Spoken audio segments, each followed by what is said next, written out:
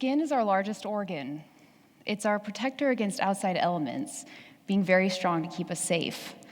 Skin keeps us alive. But it's also porous and fragile. Sometimes things find a way to get in through our skin, and sometimes things from the inside leak out. Back in 2004, I was a graduate student at the University of Washington in Seattle, studying art.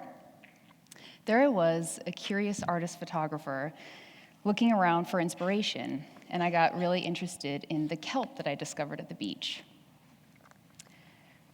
So I brought the kelp home to photograph.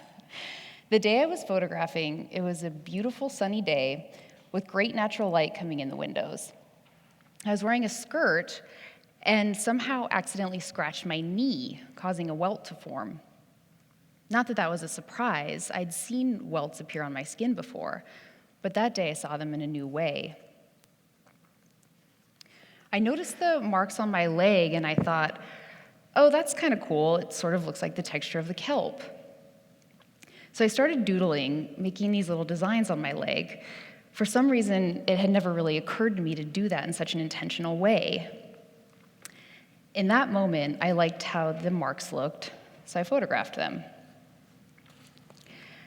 I was feeling playful, so I drew some lines to form constellations with my freckles, and then later some circles over my knee to kind of make it look like a topographic map. And I was photographing the designs on my legs as they appeared, capturing them before they could fade away. A few days later, I had a professor and some peers in my studio for an art critique. Well, I had the kelp photos up on the wall, thinking that we would talk about those, and then the skin photos were on my desk. Turns out nobody cared about the kelp photos, they just wanted to talk about the skin photos. It surprised me because I didn't think anyone would be interested in them. That was just something I was exploring. But they were asking me all these questions, like, what is this? What did you do? Does it hurt? Why does your skin do this? What do you have? And I said, oh, my skin is really sensitive. Sometimes I get these itchy welts. It doesn't hurt, no big deal. And they're like, no, there's something going on here. You've got to find out what this is. This isn't normal. It's cool and weird. I knew that my skin was really sensitive, reacting when I got scratched or I rubbed against something since I was a teenager, but that was it. So I went to the doctor to find out why.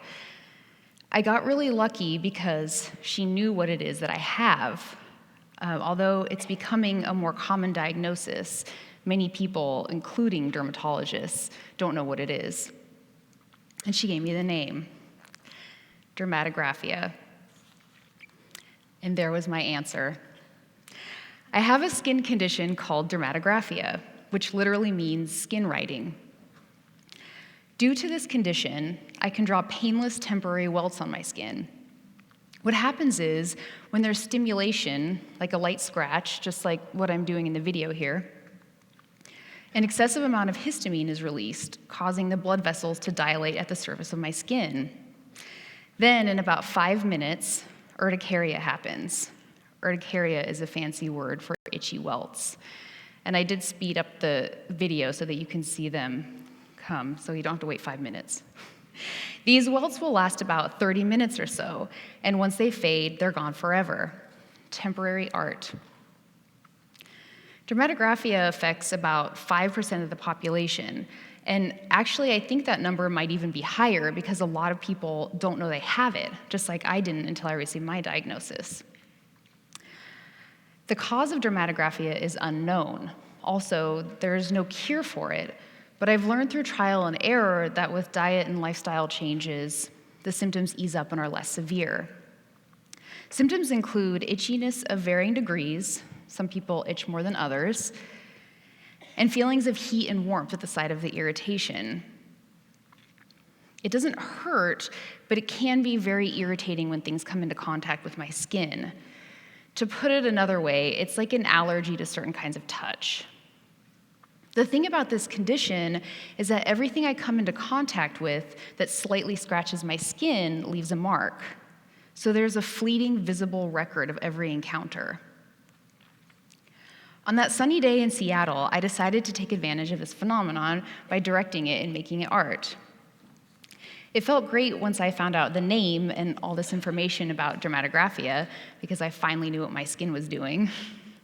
So I pursued this drawing on my skin as an art form, like really having fun with it, drawing patterns inspired by everything from wallpaper to clothing and letters and words. These are a bunch of the letter R just repeating itself in a pattern. Whatever I was intuitively drawn to draw. It was fun to play with my new medium, but it was also a little scary because I was revealing such a personal detail about my body and life story.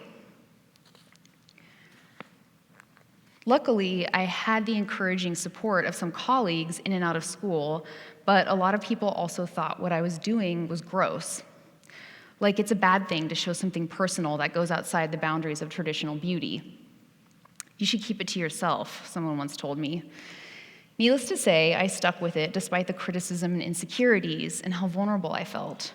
Thank God I did not keep it to myself. Our bodies are the story of our lives. Our bodies, especially our skin, reflect the ways that we've lived our lives, the choices that we've made.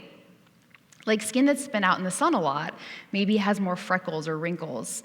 Some people have scars, stretch marks, laugh lines, stress lines, or sunspots, things like that. Because that's how life is portraying itself on the surface, on our skin. In this way, we all become a canvas. Some of us more literally than others, but canvases nonetheless. We become embodied storybooks, our flesh containing imprints, evidence of our experiences. Being human makes us vulnerable enough. Having super sensitive skin just multiplies it. If I accidentally scratch my face, like if I have an itch and I rub my eye, it looks like I've been punched. I've learned that if I touch my face in public, people will ask me what's wrong and what happened, or at the very least, people will just stare at me. It's pretty embarrassing, but I've gotten used to it. Also, after hugging people with beards or people wearing earrings or scratchy collars, inevitably 5 minutes after the hug, I look like I've been mauled by a raccoon. But instead of letting it get me down, I decided to use this condition to my advantage and take something seemingly repulsive and turn it into something beautiful, putting it out there for everybody to see, transforming it into art, telling my story instead of letting others make up their own story about me. 8 years ago, this image of mine was published on a popular art and design blog, and it went totally viral. Long story short, people were sharing my skin photos all over the internet. I was on national television. My website got hundreds of thousands of views, and emails started rolling in from all over the world, and still are to this day, from people wanting to share their skin stories and photos with me. One person wrote, "I saw you on TV and a wave of calm washed over me. Seeing you not being held back like I am, but don't intend to be anymore because of dermatographia, really just opened up my head. So I just want to say thank you for putting a name to the weird raised skin designs that I get just by bumping or scratching into nothing. And thank you for making me think my skin is beautiful." The responses I've received from people are very moving, to say the least. Who knew this work would even go so far as to inspire others to change their own perspective of their skin? People say, "I finally know what it is that I have. I had no idea that my skin does this because I have a skin condition, not because I'm a freak. I feel less alone knowing there's others out there like me. I was so ashamed of my skin. Thank you for helping me realize that having this condition doesn't make me gross." Then, once people transform their perspective of their condition, proudly telling others about it instead of hiding it, they change others' perspectives of it as well. And that way, we can play tic-tac-toe on our skin, let people draw hearts or whatever on us, and actually have some fun with it. It's a great party trick. It's also fun to share on social media. On Instagram alone, there are almost 1,300 posts tagged with dermatographia, and over 1,000 tagged with skin writing, and the numbers are going up every day. It's really about, and this could be said about any supposed flaws, It's about how you perceive them, how you as an individual perceive your condition, whether you see it as a detriment or as an asset. Because however you see it, that's how others are going to see it too. Once you start to be really forthright and generous about your condition or flaw, whatever you're insecure about or ashamed of, people will relate to that because everybody has their own insecurities or flaws, things that they don't like about their skin, their body, their intellect, etc. A few years ago, inspired by all the feedback I was getting about my work, I created a community around skin, art, and inspiration called Skin Tome. It's a place for us, most with dermatographia, but not everyone, to gather online, supporting one another, sharing images and information, and inspiring one another with our stories, our tomes. It's all about finding ways to let your body and experience inform you, guiding you to create something unique to share, like I did that day 12 years ago. Little did I know what those photographs had in store for me. I've met some of the most inspiring and interesting people from all over the world and seen their stories. We're walking novels just waiting to be read.